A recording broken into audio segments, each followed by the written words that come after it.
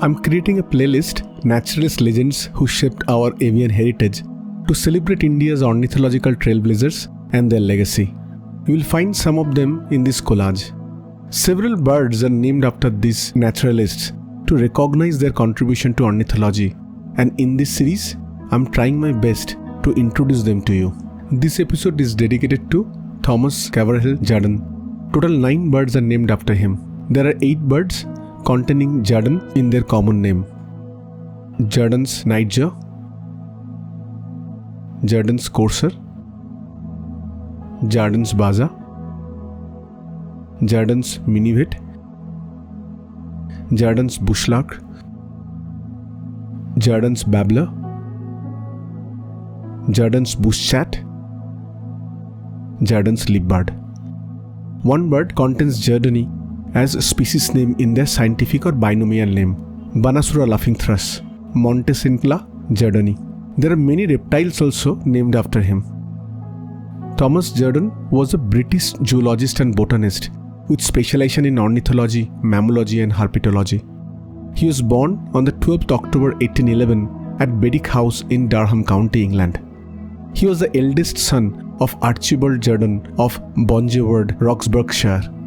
His father also had an interest in natural history, which was passed on to him. Interestingly, his younger brother became an active botanist. Jerdon joined Edinburgh University in 1828 as a literary student, but drawn to the classes in natural history, where he studied under Professor Robert Jamieson, who was also the teacher of Charles Darwin. He was a member of Plinian Society, which consisted of students of University of Edinburgh who were interested in natural history. Due to lack of good career opportunities in natural history during that period, he later pursued medicine and graduated as a medical student. Thomas Jerdon's main contributions were as a pioneering ornithologist and naturalist, particularly for his comprehensive work on the birds and mammals of India, including publishing the Birds of India and the Mammals of India books.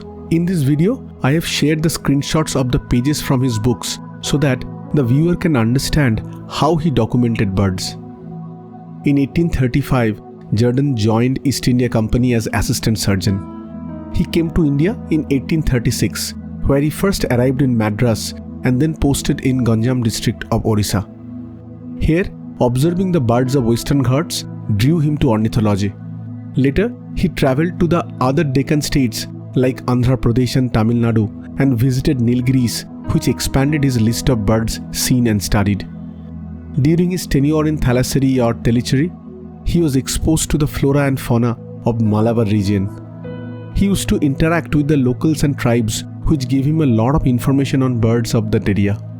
One such tribe he closely interacted was Yanadis or Yanadi of Nellore. They were local hunter-gatherer and had immense knowledge of the surrounding forests, flora, fauna and herbs, which they shared with Jerdon. He documented this in Illustrations of Indian Ornithology in 1844, where illustrations were made by Indian artists.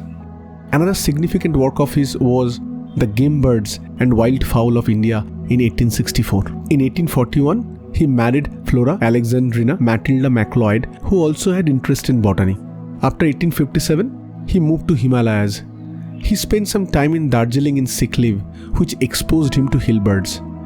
Later he joined back in Burma or current-day Myanmar and studied birds in that region, which broadened his knowledge of avian world. Lord Canning tasked him with a special duty to write books on Indian vertebrates. His monumental work, published between 1862 to 1864 in 3 volumes, was The Birds of India, where he described 1008 birds of Indian subcontinent. As per eBird, we have around 1380 bird species in India now. It is astonishing to see Jerdon documented 73% of Indian birds 165 years back, when we didn't have any modern tools for tracking and reporting. One such iconic bird is Jerdon's courser, which is ranked as one of the rarest birds in the world. He also worked extensively on the vertebrates of India, most notably the mammals, and documented 420 species. His Mammals of India in 1867 was the first comprehensive book on Indian mammals. He was the first to document the state mammal of West Bengal, fishing cat. He also documented the Asiatic cheetah, which is extinct today in India. He followed this work with writings on Indian reptiles and fish. Apart from writing books, he contributed regularly to the proceedings of the Asiatic Society of Bengal and to that of Madras Literary Society, apart from journals abroad including the Ibis and the Annals and Magazine of Natural History. In 1868, he retired from service. His health deteriorated, leading to his return to England in June 1870. He died on 12 June 1872 at Aubens Road, Upper Norwood, Surrey. He was buried in West Norwood Cemetery. Following was described in the President's address in the Asiatic Society's journal in memory of Thomas Jerdon.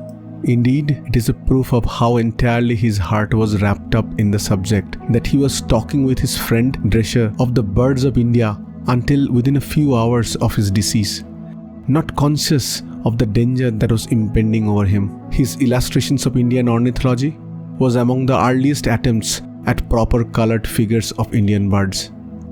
Gifted with remarkable powers of conversation and with his memory richly stored with anecdotes of others and observations of his own, he was a charming companion, while his untiring energy and keen sense of personal enjoyment were absolutely infectious. Jerdon has left behind him an immense store of valuable notes and of colored sketches from life. He has done more than any other individual for the natural history of India by his valuable manuals. Let me conclude this video with Scottish naturalist Walter Elliott's remark in Jerdon's obituary. Although he did not live to complete his grand design, he accomplished enough to be of incalculable value to the lovers of natural history scattered over the length and breadth of that vast country in which he labored so jealously himself. To no one is Indian science more indebted as to Mr. Jerdon, not for his discoveries, considerable as they were, but for enabling others to follow his steps. If you like this video, please subscribe to the channel. Please check the playlist Naturalist Legends Who Shaped Our Avian Heritage for similar videos to celebrate India's ornithological trailblazers and their legacy.